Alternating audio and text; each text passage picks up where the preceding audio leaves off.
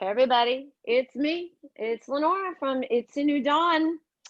And I've been getting these podcasts out pretty regularly, I guess. I see maybe it might come to a simmer down a little bit, but in the meantime, I'm trying to get them out for you, and I'm just gonna do what I'm doing. But in the meantime, I'm really honored and happy that today is actually Labor Day. It is. And this gentleman who I'm going to introduce, Marty, from the Good Vibe Show, he has a wonderful podcast out that I had the privilege of being on. I think I was on about 6 times, right? Yes. We did a little segment, me being an RN holistic health coach. We kind of hit it off. You disappeared on me, Marty. Come on back. Yeah, there you go. So as you guys know, or you may not know, I'm doing this all by myself. And last year when I did the podcast, I did have somebody helping me. I do not. So you might see somebody fade in and out. The audio may not be that great, but I'm doing it. And that's all that matters. So I'm really proud of myself. But anyway, Marty, pronounce your last name, Marty. Bourque. Bourque. Okay. So I met Marty way in the beginning of TikTok. I started right after COVID in March. And Marty, I'm not going to put words in his mouth, but he is on a journey, right? I mean, you'll explain it better. And I don't know, I just connected with him, and I wrote him. I would comment on a lot of his posts. And he had said, I'm starting up a podcast. And I think he said, if anybody wants to be on, I'm not sure. And I said, I want to be on, and you reach out to me. And this was before I started up my podcast again. And we hit it off. And then we recorded this, and it was really nice. We had a sort of a casual conversation. So I would tell you guys to go to Good Vibes, the Good Vibe Show with Marty B. Is it still called that? Yeah, it's really great. And go there and check him out and subscribe to his channel. And that sparked me to want to do my podcast again. So I'm very grateful to you, Marty. Thank you. And I'm just doing it. But I wanted to have him on because he has a story too, like we all do. And I'm going to turn the camera over to him. And I know he's been through some major things like all of us have in our lives, but I like to hear from everybody's perspective. And I think if you resonate with even just one person, it's a great thing, right? So I'm going to turn the camera over to you, and I'll kind of weave my way in there. So take it away, Marty. Well, hello. Yeah, my name's Marty, and I live in the east coast of New Brunswick, Canada. And yeah, pretty much the way you described it, Lenora. We met through TikTok, and then we had a great run of 6 podcasts, and it was really natural and cool the way that the relationship built. And you brought a lot of positive and a lot of information, and people loved you and they still love you on the podcast. I still get comments. So hopefully we'll be able to do it again one day. And as far as my journey, well, I've been, been on quite the journey here for the last 150 or so days. But before that, I mean, I'm born with a heart problem, a congenital heart problem, coarctation of the aorta. So my aorta at one time was like an hourglass. So the blood wasn't flowing well from the heart. And I went into heart failure at 4 weeks old. And that created basically a lifelong journey of the heart, basically related to my heart story. I had 5 open heart surgeries and many smaller surgeries to try different things. In the 70s and 80s, there was some experimental surgeries or stuff that they had already kind of confirmed that was working, but that didn't always work for everyone. And it was quite the journey, and it was taxing on on my mental health without me even knowing. So, you know, everybody's got a story, like you say, and every bit of your story has an effect, either positive or negative, on you long term. And I believe that if you don't necessarily process everything as you go forward, it can build up, and it can eventually manifest itself into typical social cues that we see today with mental health, like anxiety, depression, and such. And even can go to worse extents if you don't actually deal with it, and if you don't process it correctly, if you don't get the help. So that whole experience, my last surgery was at 21 years old. So I'm going to be 43 this month. So it's been a good little while. And thankfully, you know, things have been kind of okay for the last few years. And I'm being monitored on a yearly basis by my cardiologists and specialists in Halifax, Nova Scotia. And so the heart story, if you like, is seems to stabilized, but the whole creation of anxiety, panic attacks, and depression manifested itself in my 20s a lot. And I know that in my teens it did too, and I didn't know what was going on, but in my 20s I kind of discovered what it was.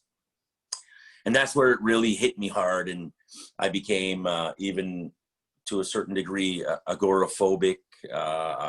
For a period of time I wasn't even leaving my house because of my severe panic attacks and the anxiety that was always flowing in my body or in my brain.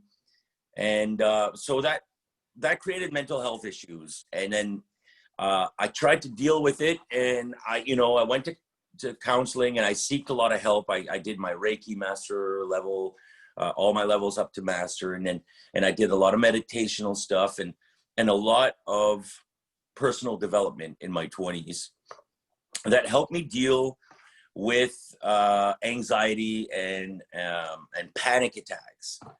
But I never really felt depression. It was always mostly anxiety and panic attacks.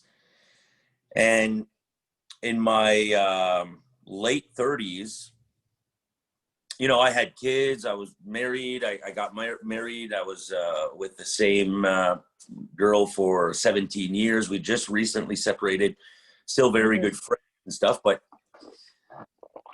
everything kind of built up. And when you don't deal with, if you don't deal with it on a daily basis, these type of issues, I think it can come back and it can cause deeper seated issues. And so I had a life event that kind of brought me to feeling like let down and feeling like let go. A lot of people, I felt like I lost a lot of friends through this one life event. And it come on back. Yeah, sorry. Yeah. Are you gonna share that life event? Well, yeah, I was playing. I'm a musician. That's what I've been doing for a living for last 15 plus years. A very good one, I may say, with a beautiful voice. Thank you. You're welcome. I'm a concert promoter, so I worked with a lot of artists from everywhere in the world, and created and produced and managed a lot of big major tours and stuff. But as a musician, I was playing in a band that was it was a corporate cover band, and it was a really good, solid band. We were playing 140, 150 shows a year.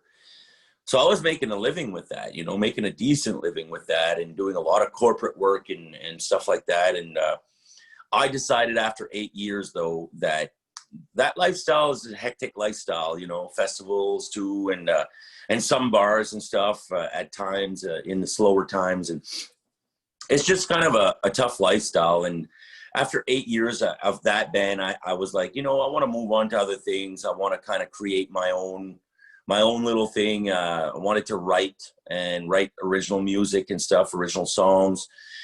So I made a decision to that I was going to move on and kind of focus on the family. And I had gotten a contract for a radio station as a morning man. And so I was like, I'm going to pick that up. I'm going to be okay. I'm going to do this, and things are going to work out in the long term. But when I decided to leave the band, unfortunately, the guys kind of took it as a bad divorce in a sense, and it became like a business and a game of money and bullshit.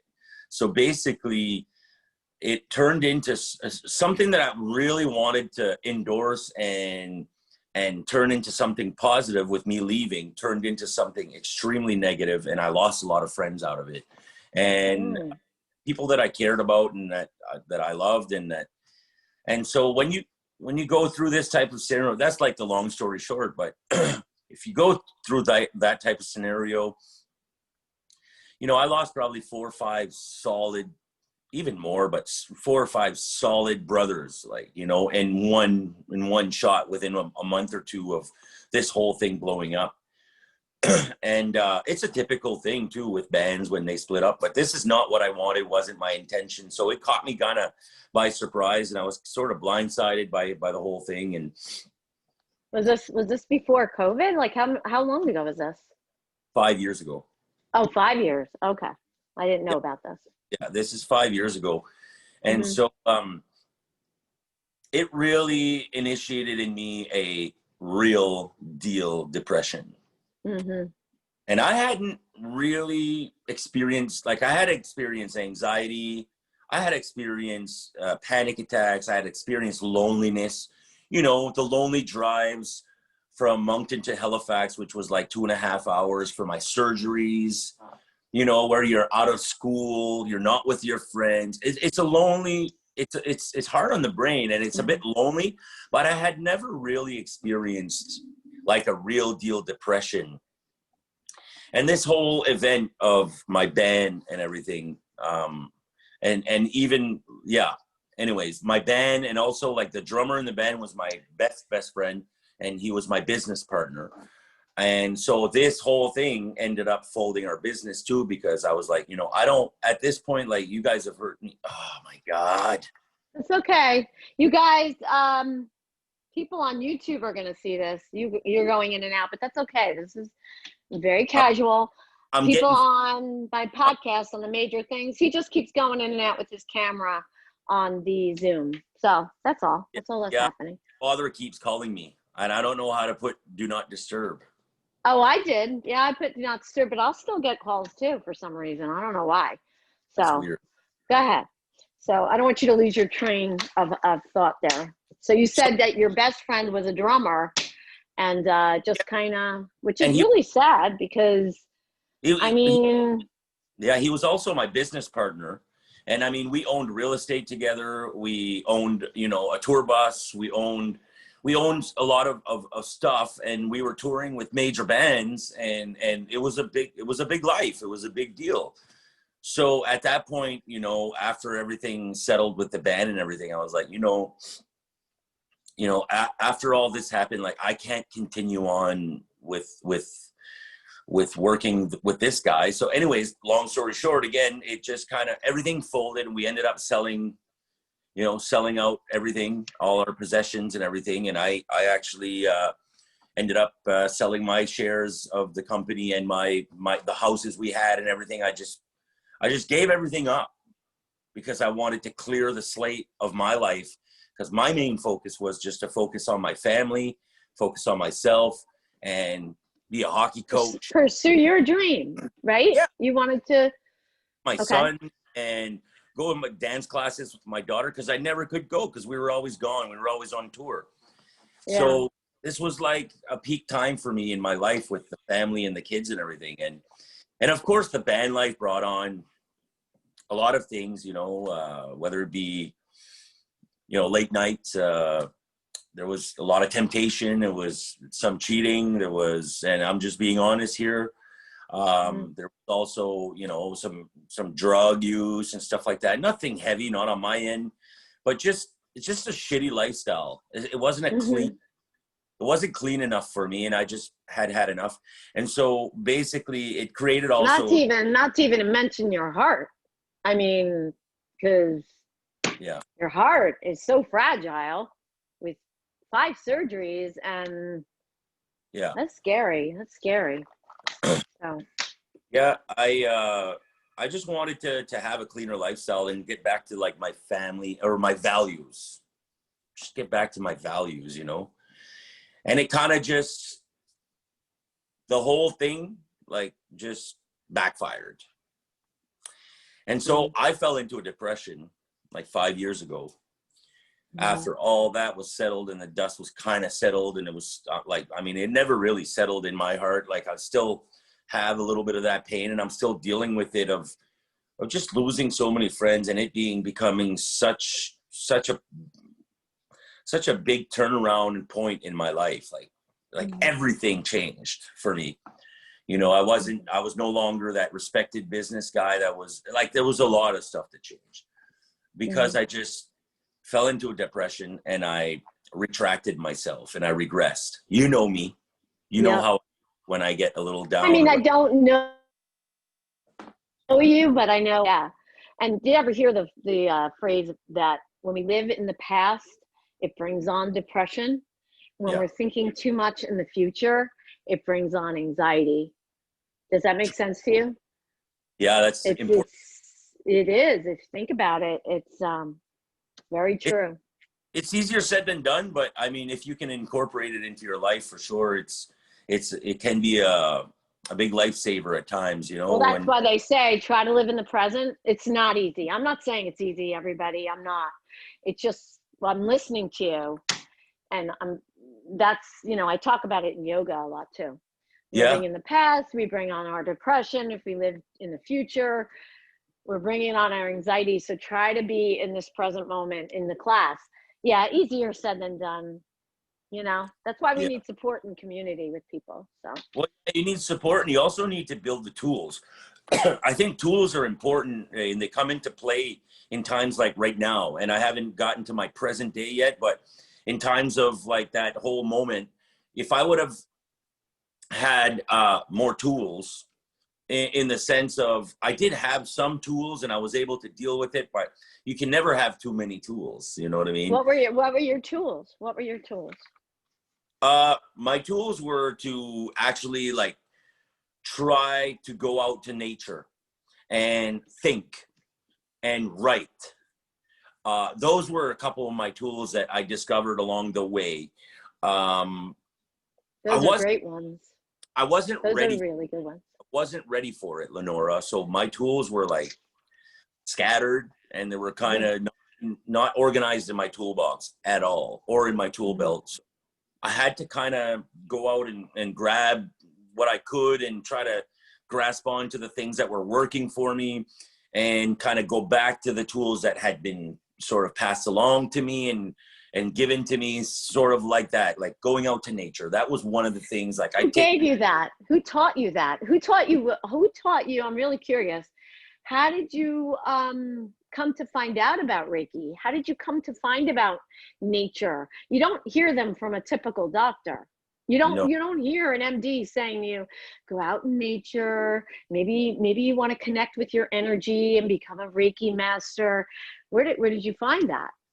Who taught you that? My best friend and I, growing up in high school, were kind of really spiritual, and we talked a lot about like spirituality and talked a lot about religion and stuff, and trying to kind of find our way through it and understand, like, okay, yeah, we're born Catholic, but what's this whole religion thing? And there's something past that religion thing, which is energy, the universe, you know, that kind of was both feeding us, you know, both musically and spiritually. So we kind of just slowly got into, his mother was a Reiki, well, she practiced Reiki. She was treating people and stuff. She was a person that was involved in a lot of that stuff. She was a bit flighty. So for me, it was like, okay, I don't want to be that, but I'd like to have that. Like, I'd like to have those tools, because I love the concept of silence, tranquility, energy transfer, getting energy from the universe and kind of just passing it along. I'm an empath. I love to heal people too, and I love to help. In one side of my personality, that's a big side of it. And so for me, it was like, and so then it was important. And so then we started doing sessions like with meditation sessions and stuff. We were young. We were like 17, 18 doing this, and Good just, on you. Good yeah, on you for finding that. Yeah, meeting all these cool people, and some flighty, some were grounded. And along the way, it was like, I kind of discovered that, okay, I love Reiki because it's a great transfer of energy, and you can actually help and heal, like whether it be an animal, whether it be a human. I can use this one day. I can use it on myself. So I started doing my levels at a young age. I was like 18 or 19, and started discovering that. And a lot of it, for me, a lot of people that were involved in that were flighty. And I was kind of scared of that. And I always told myself, man, like if I ever get this flighty, like I will have lost my edge and my ground, because it was important for me to not be like, yeah, I'm a dreamer, and I'm a bit of a, like I love being a dreamer, and I sometimes like ungrounding myself, but at the same time, I never lose sight of that ground, like, because it's really important to be freaking grounded. That's one thing that's always been like, if you want to go through stuff, man, you got to be able to ground yourself, you know? Yeah. And so Yes. It'll help. It helps you anxiety. Like you take your shoes off. I know this sounds, I don't know if you'd call me flighty, but you know, I think one of my first TikToks was, I had no idea how to do TikToks, and I took my shoes off and I went out and I said, take off your shoes and put your feet into the ground, rock your feet back and forth and feel the stability to the earth. And, you know, maybe I was flighty or whatever, but if you're having some anxiety or anything like that, that's going to ground you like that. That's just one of the tools. I'm not saying it's a cure, but that was really a wonderful thing that you learned at a really young age. And even if you get lost in this world, like you're losing it, you still have that tool. So you still know, oh my God, all right, I gotta grasp this and get a hold of that again. Yeah. So, Just the breathing part. No, I don't think you're flighty. I think flighty for me is like getting deeper into further than Reiki and getting lost, like completely getting lost. No, you're grounded. I mean, yeah, like in the, like you're in the clouds and you're freaking lost, and you're not even stable yourself. You know what I mean? Like, so no, you're totally grounded. You're a mother of 5 kids. You've been through the realm. You've had your issues, but you've always had your 2 feet on the ground for sure. Flighty? No, not always. No way. No. I always said you have pizzazz. You have the New Jersey. I do have pizzazz. That's damn sure. So go ahead. I want you to lose track of where you are here. So go ahead. No, and then like I said, the Reiki really helped. It was a tool, like you said, and just the whole breathing and the transfer of energy. It really it really helped me. But then, you know, life goes on, and I kind of got disconnected from the Reiki and the meditation in my 20s, and started having issues with I think, you know, basically my all my surgeries from like 0 to, you know, 20 years old, 21 years old. There was 5 open heart surgeries. It was a lot. There was a lot to combat inside. Like, it was a fight always. It was a fight to survive and a fight to go through this. It's another hump, you know, in the road, another bump in the road. And I gotta spend 3 weeks in the hospital and go through these, you know, getting cut, the rib cage split open. And it's a lot, right? And so physically, talk about energy too, Marty. And the reason I bring this up to you is because you are connected spiritually. What about that connection to the heart chakra and being operated on so many times? And the heart is like your main everything in your body. So all these things that you're feeling, any kind of depression, anxiety, feeling maybe, I don't know if this is true, maybe feeling worthless or whatever. Oh, yeah. Everything's all connected to that, Ev- right? yeah. So you have a double, 5-time whammy with that. So it's all But connected. absolutely. And I mean, you feel, in a sense, you feel violated. I get that. Like those scalpels and those doctors, like they just do what they got to do, right? And thank God Yeah. for them. But Mm-hmm. but the you have to take out the consideration of your heart chakras and your energy levels, because you're being violated. Like you're being freaking cut and opened, and it hurts, and like just, and then you're on drugs and this and that. Like there's so many things that unbalance everything that you're trying to balance when you, because energy for me is a huge thing. Like it's huge. And so I felt violated in a sense, like not in, I get that. I get that. That's actually a really good descriptive word. Yeah. Yeah. And so it's tough. It's tough. But, you know, I also remember the days going through the children's hospital and taking a walk after my surgery and hearing the kids cry in the burn unit. And so that's where you count your lucky stars too. And you tell yourself, yeah, okay, I may have gone through this, but in 2 weeks from now, I'll be okay. Or 2 weeks later, you're okay. And you think you were able to recognize that? Oh, you totally. were able to feel grateful at that time? 100%. And I think I have to give that to my mother, my parents, who made sure to make note of that stuff, you know, and to bring it up and to recognize and help me recognize that, yeah, okay, yeah, this is a struggle, but listen, like, you know, this kid's 85% of his body's burnt and he's crying on a daily basis. He's not running around doing pirouettes after freaking 2 weeks, Sarah.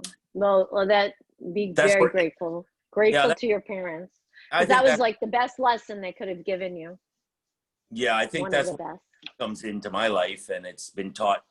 I think it's something that's given, but also that's taught and developed.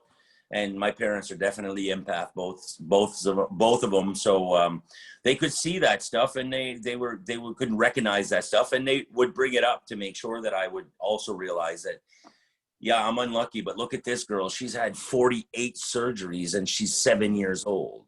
In her brain, in her heart, like I've had, you know, at this point, I'm 13, and I've had 3. So I'm doing okay. And I've seen your dad. I've seen him on your social media, and I'm really good with the energy and the auras, and he just seems like he's got such a light around him. I don't know about your mom. I'm sure she does. I don't know, you know, but you had a picture of him next to you, and I'm in the chills because I feel like he seems like such a good guy. And he went through some heart issues also, or what did he have? Well, he had something. Yeah, in January of 2015, they were just sitting at home, him and my mother, and he's never had any heart issues, but you know, he's always a big guy, and he was a hardworking guy. Like he had a lot of stress his whole life. He was the chief of recovery in government, and he was up there, and a lot of pressure. And anyways, he was retired by then, but sitting there, just having his glass of water and watching TV one night, and he went to refill his glass of water, and on the way back, he told my mom, he said, "Oh, my head's spinning," and boom, he just dropped dead. Yeah. For 42, he was out. Yeah. Yeah. Yeah. Wow. He's been through a lot too. Let me share a little story with you about that whole thing. It's pretty special. It has to do with Reiki. So when my father dropped, my mother called 911 immediately, and then they started helping her, directing her to do compression, CPR. And so she started, you know, and then ambulances were on the way and everything. As soon as the ambulances got there, I was the first one she called. I was like 2 minutes away. So she calls me. It's a freaking snowstorm, 9:30 on a Sunday night. So I race over there. I crash in a bank on the way there. Like I was out of control. I was kind of, obviously my dad's dying, right? So anyway, Adrenaline. I finally make it there without much damage. And they were on doing compressions on my father, and they were at about the third or fourth shock. They had shocked him 3 or 4 times already. And so they kept working on him. And as soon as I walked in, one of the ambulance guys. Paramedic. Thank you. My God. I'm French. It's okay. A while, but one of the paramedics, he looked at me, he said, "Oh shit, Marty, I'm so sorry." And he like, I knew him and he knew me. And I was like, "Look, man, you guys are doing an awesome job. Like, thank you so much. Just keep doing what you're doing. I can tell you one thing, that guy you're working on, he's a good man. Like, he is a good man. So just do what you can. And if you can't, I understand, but you guys are doing an awesome job." So anyway, they kept working, and I immediately started talking to my dad, like, "Hey, Dad, I'm here. I'm here with Mom. Keep fighting. You know, we're here." And I just kept talking loud. I was talking in French, but just telling him, like, "We're here. Think of your 5 grandchildren. Think of, you know, you want to live here. You want to be here with us as long as you're able to, you know, as long as you're able to come back and be strong enough. Come back. You know, we're here." And so finally he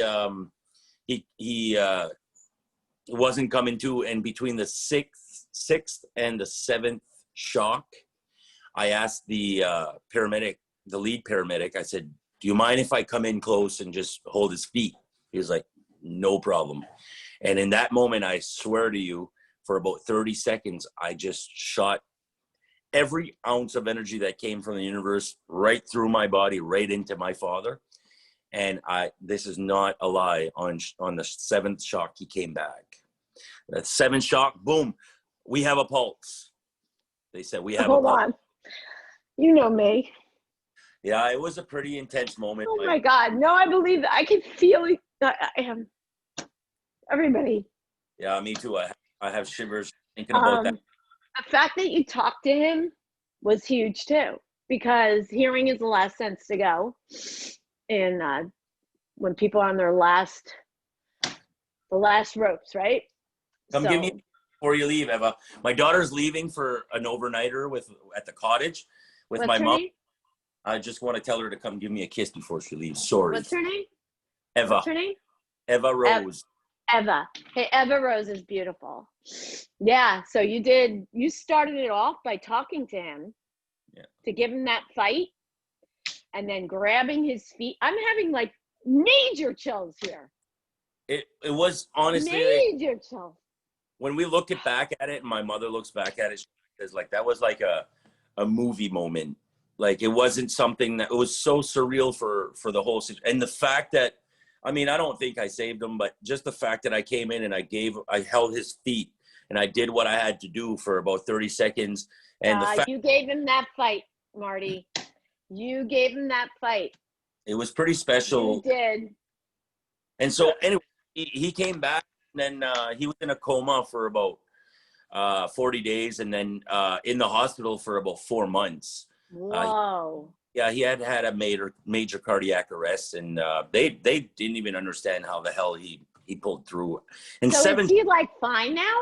Is he like, you know, like I mean, mentally and yeah, he's we like to tease him and tell him that he's not, but he is. He's pretty sharp. Wow. And you know, physically it took a hit on him. Like, he's not as strong as he was, but he needs a walker and whatever, but he's still fighting his way through and just enjoying his family and enjoying life. He's still cooking suppers for us and inviting us. He's just, you know, and he battles with depression a little bit because it was a big hit, right? It was a big deal. So, but living in the past, right? Thinking about that trauma. Exactly. Like, I don't know, you put that connection together, right? And okay, bye. Hi. Have a good time. Thank you. You're welcome. Estem, have fun. Je t'aime. Marty is French. Yeah. So wow, that's amazing. it was a special story, and it's been a few years now. So, you know, it was in 2015. So he's good. And my mother and I are writing a book. It's called Oh, wow. Stories of the Heart. And it's like, Wow. That's awesome. I love that. yeah, it's like talking about my story growing up, parents having a sick child and a daughter that was healthy, and the whole perspective of that, and then my perspective of going through it. And then also in 2015, what happened with my father, that he went through that, but we were there with him. Like, I was next to him during his coma pretty much 17 hours a day. I believe it. gave up my life for like 4 months. I just gave up my Mm. life, my time at the hospital. The nurses were like, man, you should become a nurse. Like, you got it. You know? So I was doing a lot of little things that so they didn't have to, like, they didn't have to come in, just little things, cleaning his mouth or whatever, all those things, and just getting things done, and just spent time there because I felt like I owed it to him. I felt like, you know, you've been there my whole life, and through all these surgeries, and you had to put your whole life on pause through all these experiences. And this is my only way. This is the only way that I think I can deal with this, you know? Beautiful. That was beautiful. That's beautiful that you have that relationship with him. Yeah. So that was all Really in the nice. time of breaking up with my band. So it didn't help the depression. Like, when I broke up with the band, this was in 2015. And then my father, what happened to my father happened like 2 months before I left the band. Oh. Or a few months before, maybe about 6 months before, because I left in August. So yeah, it was like, whatever, 8 months before, because it was in January. But anyways, this happened, and then that's when I started questioning, like, my role in the band and my life and out there on the road and everything. And I was like, you know, I took 4 months hiatus from the band, like 3.5, 4 months, because I was spending a lot of time with my dad. And then when I started again, I was like, this doesn't feel right. And then I just did the whole festival season through the summer, because it was a busy, like, we were busy. We were playing 3-4 nights a week all the time, and doing, you know, mostly all festivals in the summer. And by August 22nd, I was like, my decision was made. I was like, okay, I got to send an email and say my last show will be on New Year's Eve, you know? And so I sent an email to the boys, and I had talked a little bit to a couple of the guys. We went to France that summer with the band. So we had toured for like 2 weeks straight, like every day playing. It was a lot taxing, but all this time I was thinking about leaving the band and changing my life around. And so on August 22nd was our last show. And when I came home on that weekend, from that weekend on the Sunday night, I started writing that email, and through the week I sent the email, and then all shit hit the fan after that. And then my whole life turned upside down. And I had just gone through this major experience with my dad, which was taxing, you know, even though, like, I was dealing it well and I was processing it well, it was still tough. And then this whole breakup with the band and the whole kind of a dramatic situation ending and everything, it turned me into, or it pushed me into a depression without me even realizing. It completely blindsided me. And all of a sudden I'm regressing. All of a sudden I'm fucking lost, and I don't know what's going on in my life. I'm not writing. I'm not, like, I've lost friends. No tools are in play at that point. Yeah, you lost it. Talking to anyone about it. And at this point, you're married. You have 2 kids. Yeah. So you have to be the dad. You know. And my marriage at that point isn't super strong either. I'm questioning my marriage. You know, we're questioning the marriage, my wife and I. There's a lot of things on the table at this point in October, November of 2015. There's a lot of things on the table. And so, yeah, it just literally pushed me into a pretty deep depression, and very lonely, because I lost my friends and my close friends, and I never really turned to anyone else. And I didn't want to, like, admit to my so I started just smoking a lot of weed, like a lot, too much, and taking those all the time. So I was always numb. Mm-hmm. I was never complicit. Mm-hmm. Like I was never there, present. I was always like in that dreamy kind of cloud. Mm-hmm. And but it wasn't a good dream. It was a fucking nightmare. Excuse my language. No, it's okay. And so long story short, the depression lasted as long as I didn't start using my tools. The depression lasted, and it was almost 3 years before I started turning it around. And what turned it around was a conversation with a good friend of mine who has a master's in psychology. And we were talking about what I was going through. And I was like, man, I've been through a lot the last, couple, 3 years. And it's a lonely world in there in depression. It's a lonely freaking world. If you have no one, or if you don't decide to turn to anyone, you always have someone. You can always turn to someone, but if you choose not to, then you're screwing yourself up, right? Mm-hmm. So we were talking about that, and then he's a musician as well. He's actually like my right hand man, but he has a master's in psychology, and so we talked a lot about creating something for people going through a depression. We were like, we need to use our musical talent and use like our experiences we had in life, my experiences, especially like with everything that I was telling him. He was like, man, you got to take this and you got to like go do conferences. I was like, or, become a speaker. And I was like, yeah, I don't want to just be a speaker. Like I had an idea of creating a musical conference. So use music and the lyrics of our songs and everything to identify and to match with the feeling in the show, and to also, share testimonies of our experiences with depression, with anxiety, with stress, with the loss of a loved one, or whatever the case may be. Because so then we started talking about all this, and we're like, man, I think we're onto something. And then we started turning to like other friends who were psychologists or counselors, and they were like, oh yeah, man, this is like, doesn't exist, and this would be brilliant. cool. It's brilliant. Yeah. So then we created a concept show that is called Three Men's Journey. And is that the guy who is in your Facebook group, the psychologist, the guy who plays the guitar with the glasses? Yeah. That's him. Okay. Yeah. Well, he's legally blind. Oh, really? Yeah, legally. He still sees a bit, but he's legally blind. He's born with that. And he was bullied as a child, like in school and stuff, especially in junior high and high school. He was kind of bullied and mocked and this and that. So it had an effect on his mental health and everything. So he has a story. Everybody has a story. Everybody does, right? I can go on forever here. My new hashtag is time to tell your story.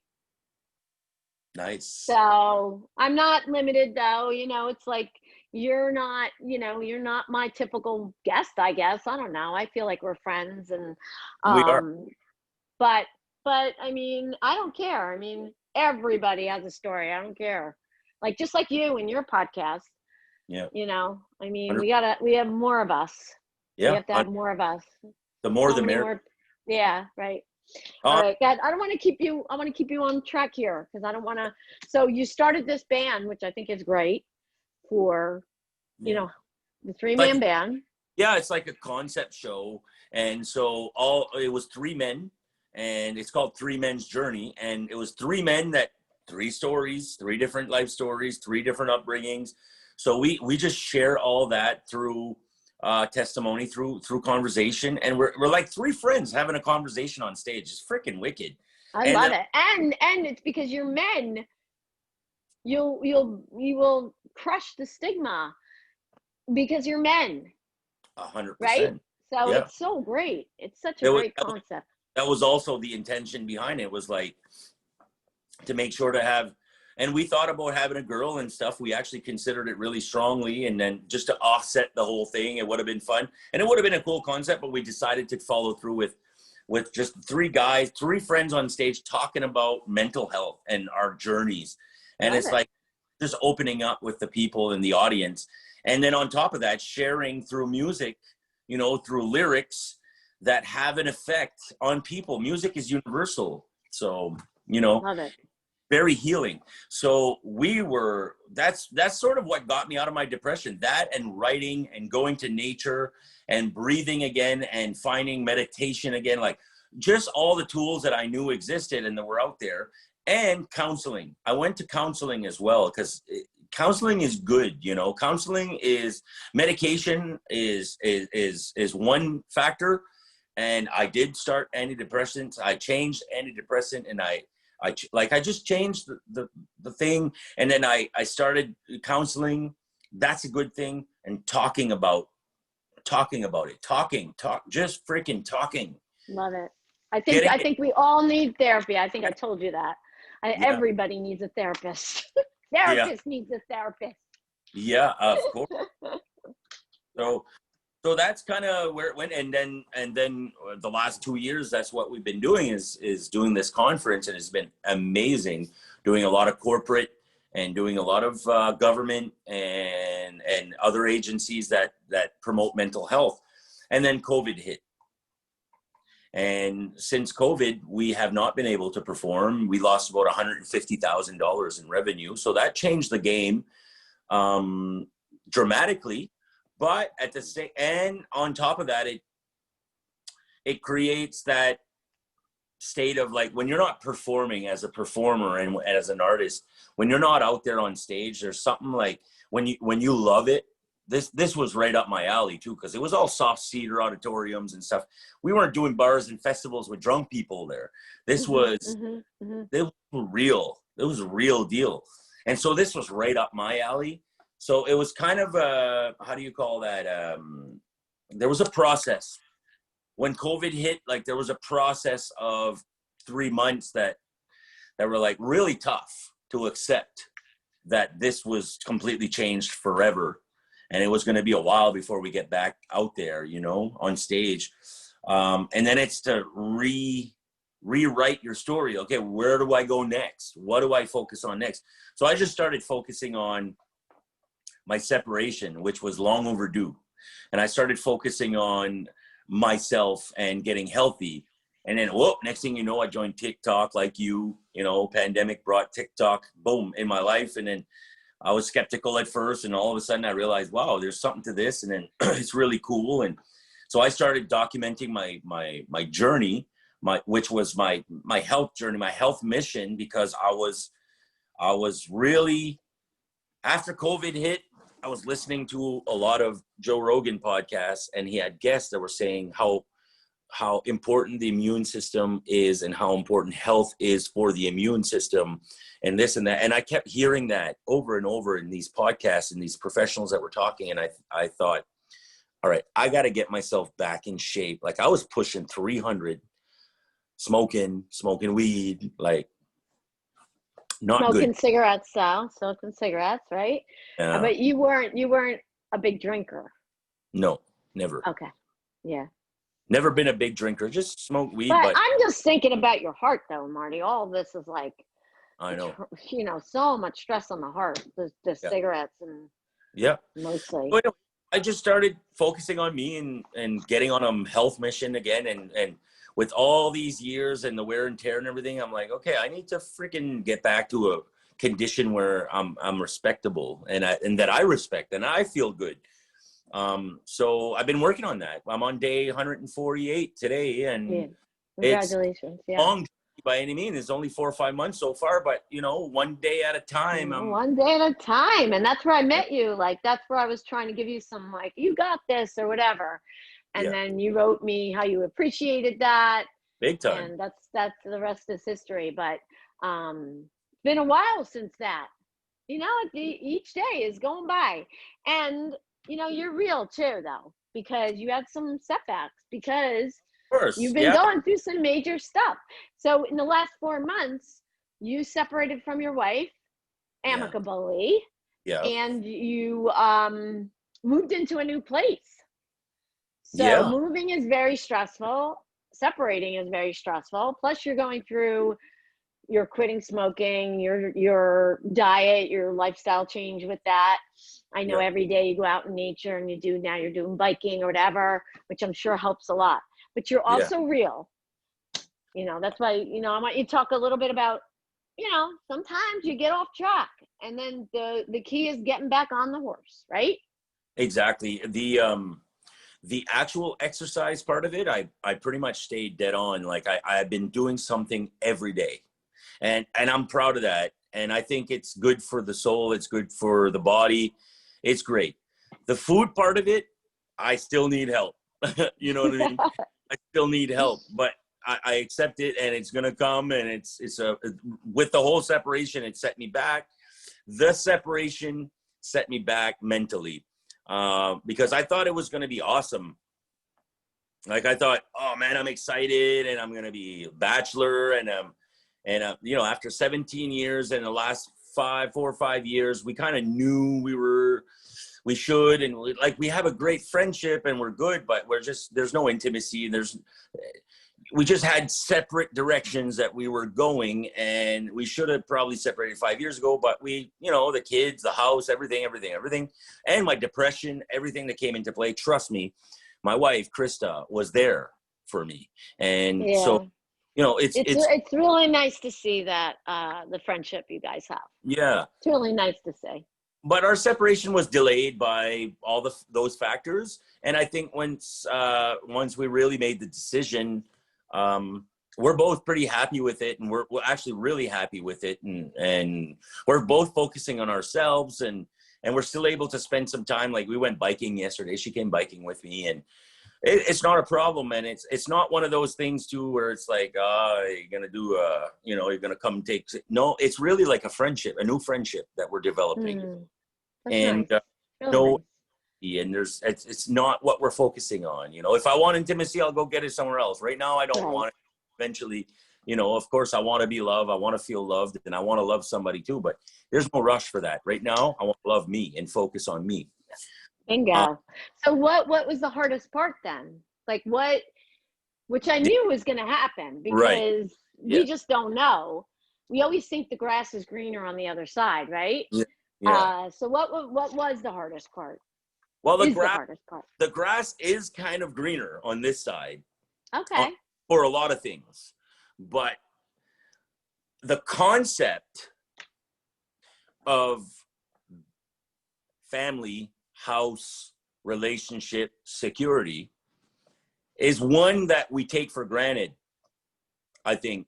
And that's the part that's been tough for me, is the concept, the idea of having my family, you know, having that. And my parents never separated, so I don't know separation. So that concept to me, I wasn't really concerned about it, but it's the actual concept that, like, in your mind, you think having a family, building what we built, the house, like just everything we did, we achieved that in 17 years.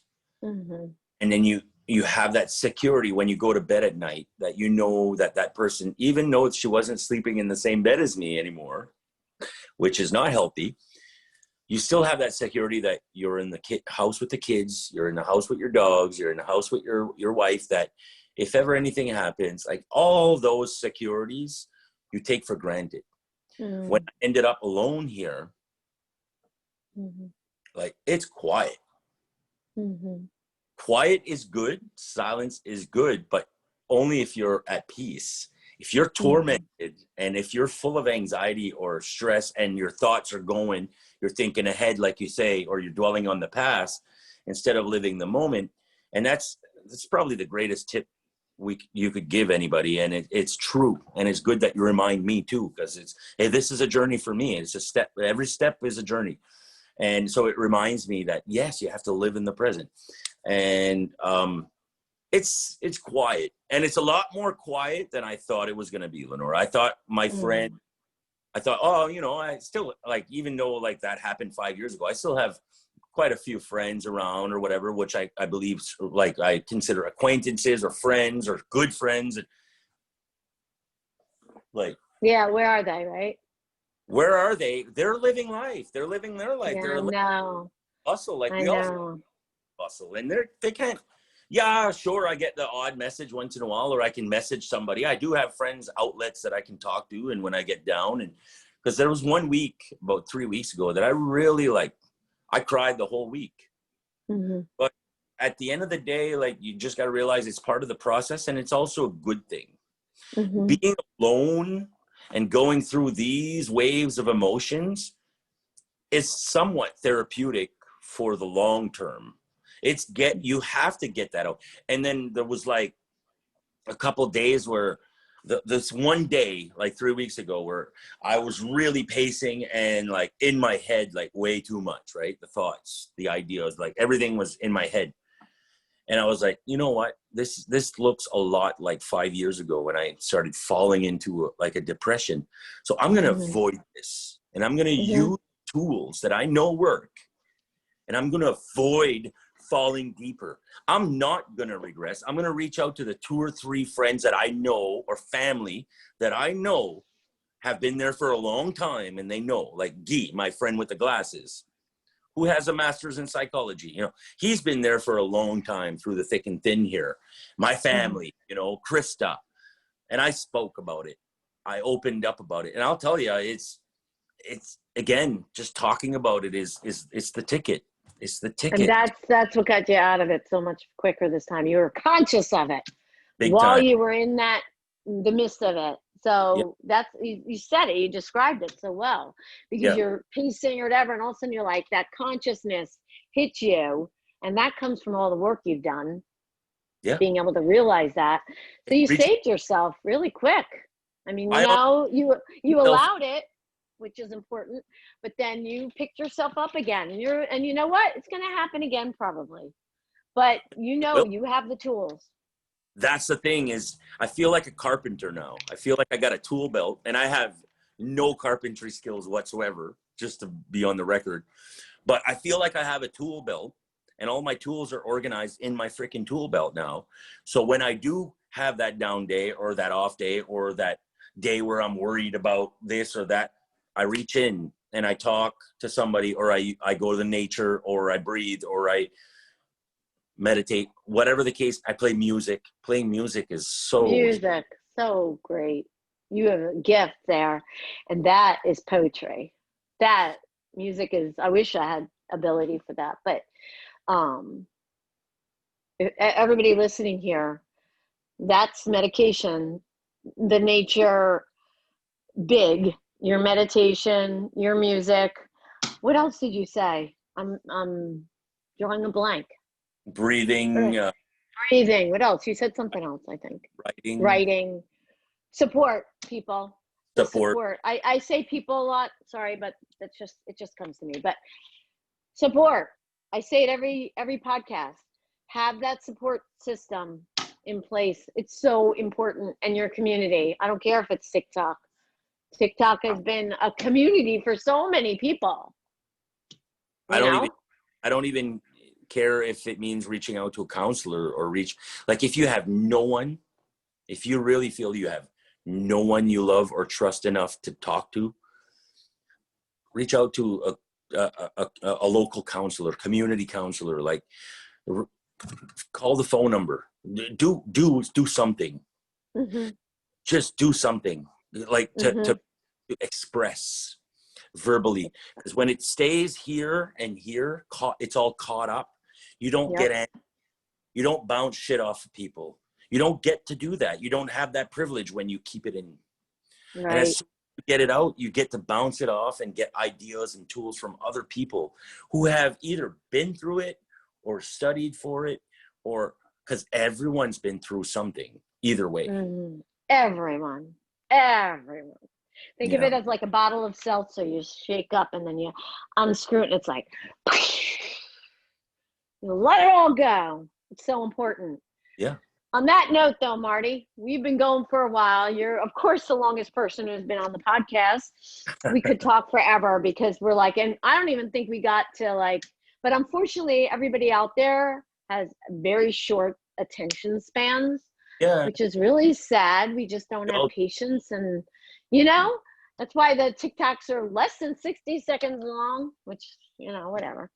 But, We'll do it again, either on your podcast or mine. But yeah, I mean, I love you, and I love we you didn't too. even like. What are you doing on? Let's just talk very briefly. What your goal is on TikTok for people? Just to be me. That's it. And just to share little tidbits of me.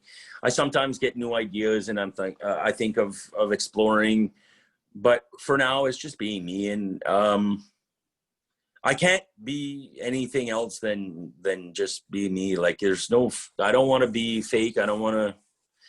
There's no desire to be TikTok famous.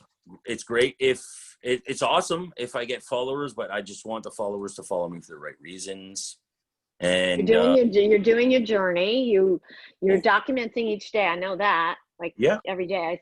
And the sometimes main you play some objective is music. really just be real and to share the Yeah, real. yeah. You share your exercise things. You share your bike rides. You share your music. Yeah. So, and then he does, like I said, he has the Good Vibes show with Marty Bourgue. It's still called that, right? Yeah. On every major platform. And what I ask everybody at the end, this is the clip that's going to be on TikTok. So can you share any last words of wisdom for the audience listening? We need a lot more real. Humanity is at a point. It's at a breaking point. We just need people to be real and to be empathetic and considerate of each other. Let love rule.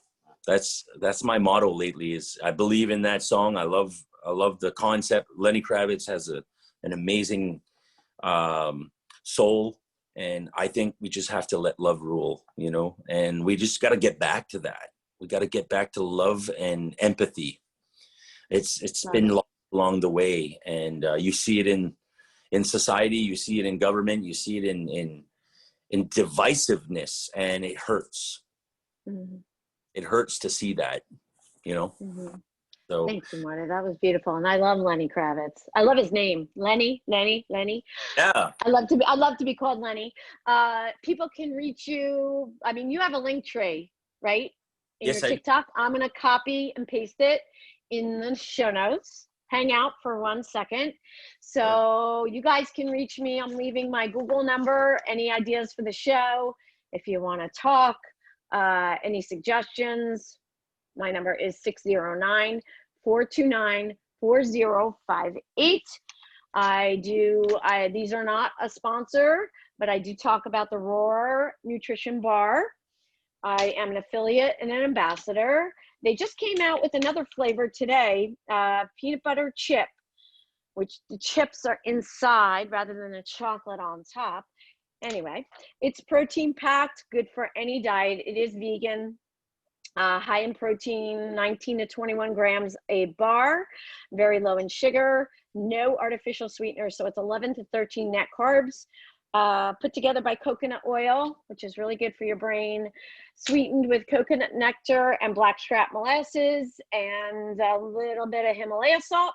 They give 10% of their net proceeds to feed the hungry children worldwide. So I love the company.